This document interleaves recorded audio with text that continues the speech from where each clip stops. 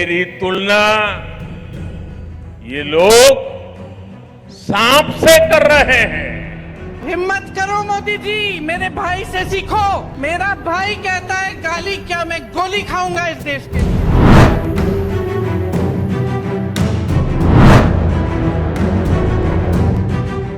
ये बड़ा प्रश्न है और वाजिब प्रश्न है।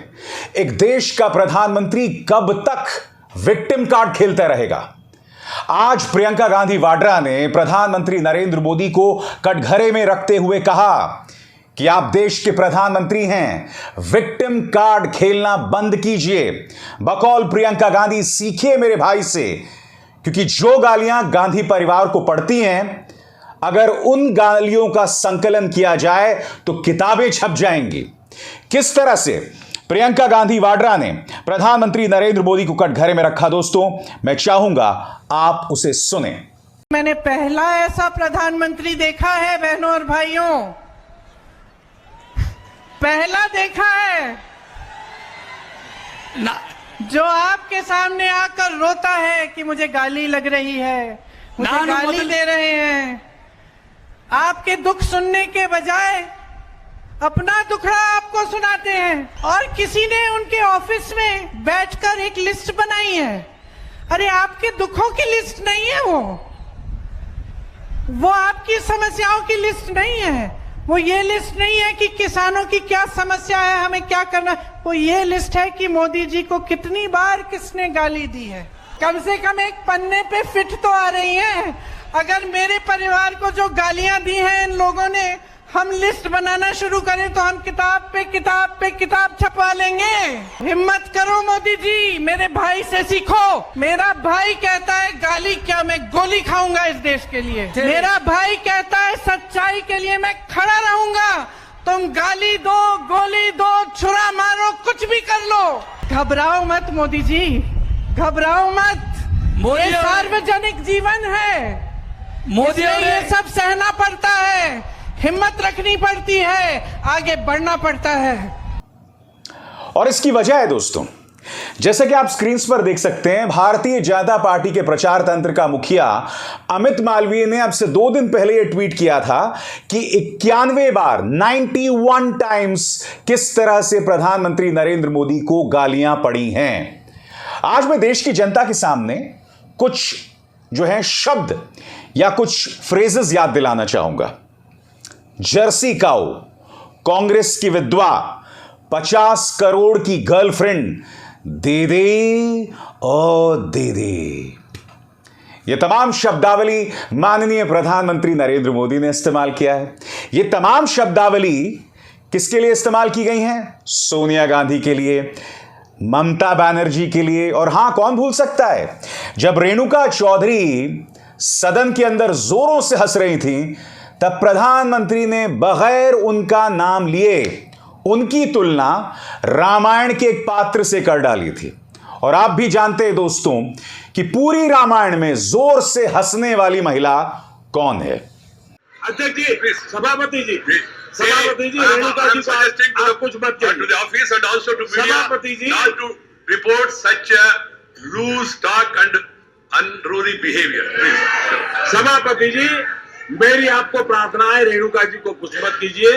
रामायण सीरियल के बाद ऐसी हंसी सुनने का आज सौभाग्य मिला है।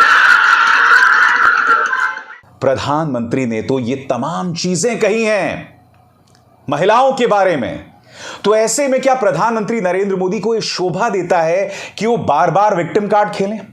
याद कीजिए दोस्तों, कांग्रेस के अध्यक्ष मल्लिकार्जुन खड़गे ने अपने एक बयान में प्रधानमंत्री नरेंद्र मोदी की तुलना एक जहरीले सांप से कर डाली थी, जो गलत बात है। इसी मंच पर मैंने उसकी आलोचना की थी, मगर आपको याद होगा कि मल्लिकार्जुन खड़गे ने बाकायदा उसके लिए माफी भी मांगी थी।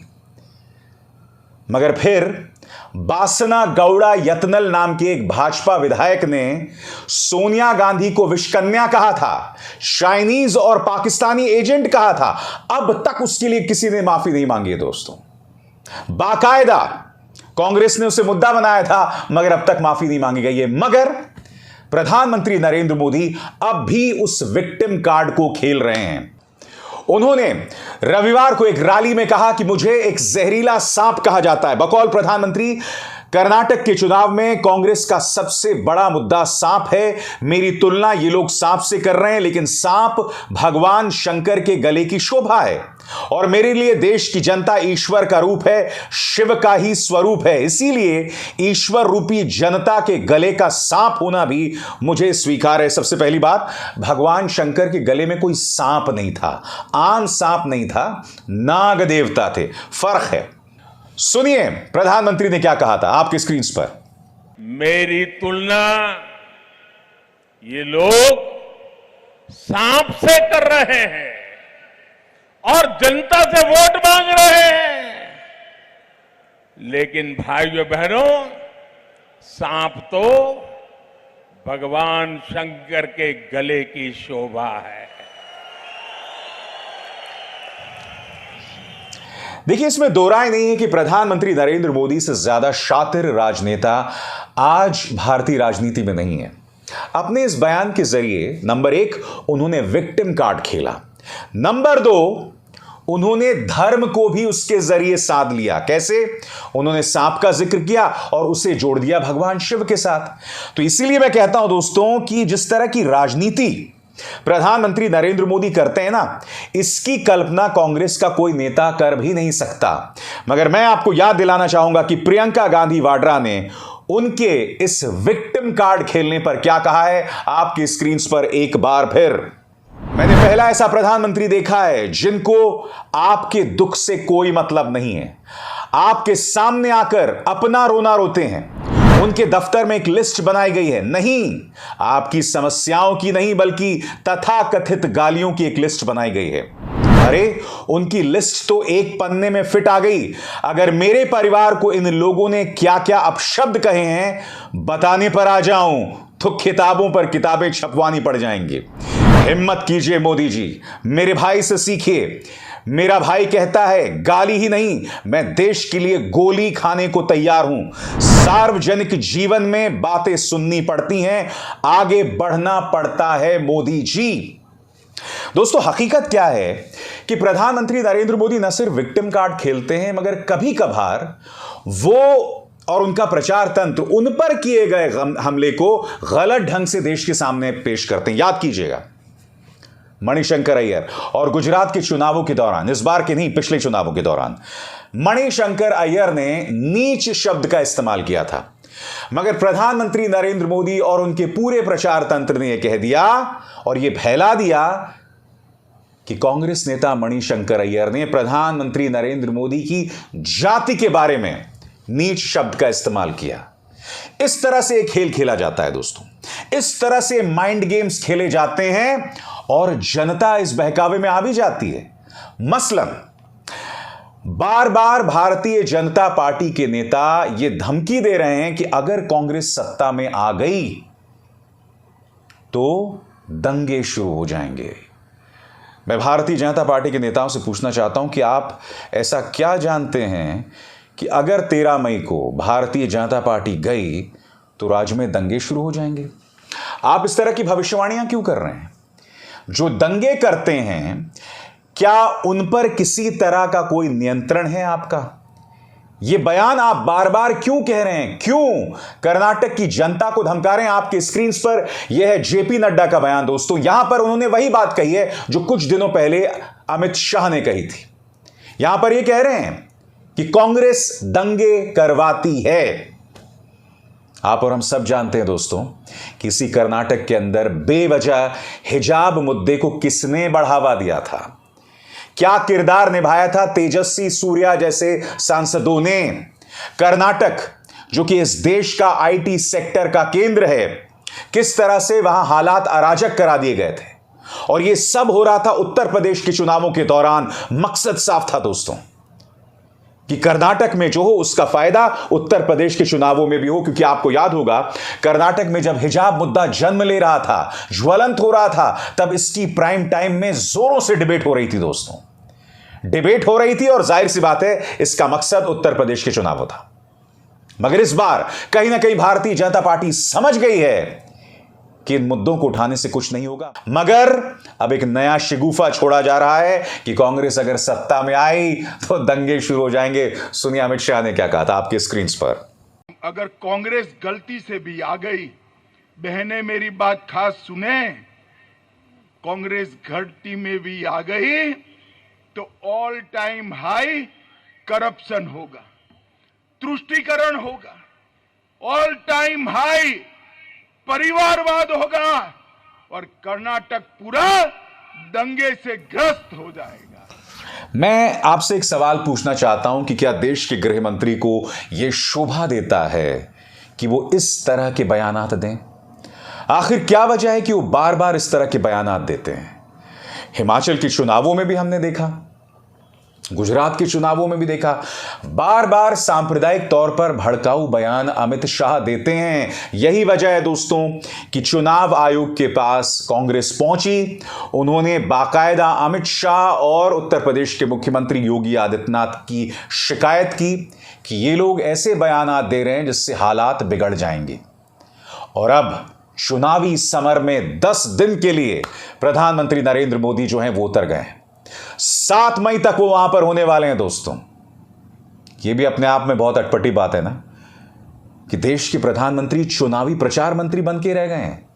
क्या देश के प्रधानमंत्री को और राष्ट्रीय समस्याओं पर उनका जोर नहीं होना चाहिए कि वो कर्नाटक पहुंच गए और वहीं पर उन्होंने डेरा बसा लिया है?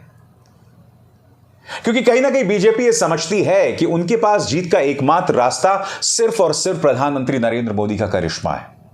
और मैं अपने दर्शकों से जानना चाहता हूं कि क्या आपको लगता है कि प्रधानमंत्री का फैक्टर इस बार बीजेपी को जीत दिलवा पाएगा? क्योंकि वहां की सरकार वाकई बहुत बदनाम है दोस्तों। जैसे कि मैं आपको अक्सर अपने कार्यक्रम में बताता हूं, उसे 40% कमीशन की सरकार कहा जाता है।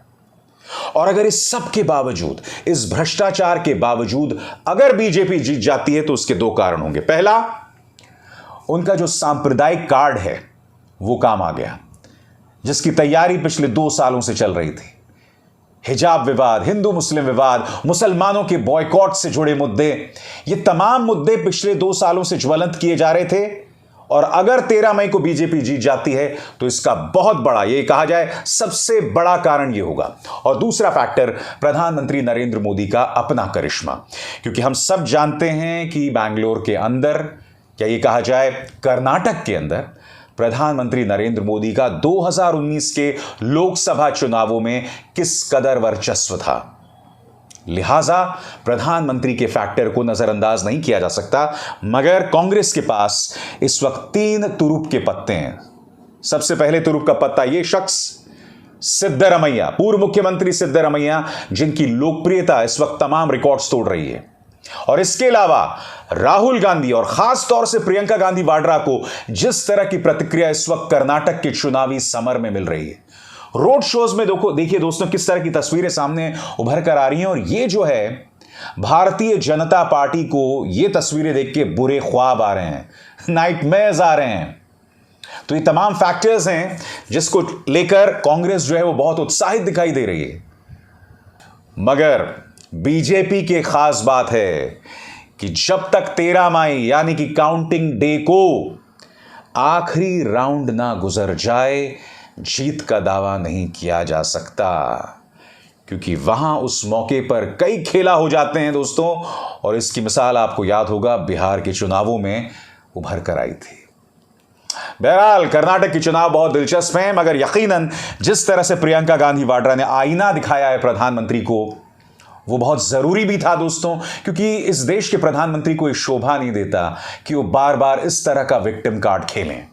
उन्हें इस सोच से बाहर आना होगा, क्योंकि देश पर कहीं ना कहीं इसका बहुत बुरा असर दिखाई देता है दोस्तों। अभिसार शर्मा को दीजिए इजाजत। नमस्कार। स्वतंत्र और आजाद पत्रकारिता का समर्थन कीजिए, सच में मेरा साथी बनिए। बहुत आसान है दोस्तों, इस ज्वाइन बटन को दबाइए और आपके सामने आएंगे ये 3 विकल्प, इनमें से एक चुनिए और सच के इस सफर में मेरा साथी बनिए।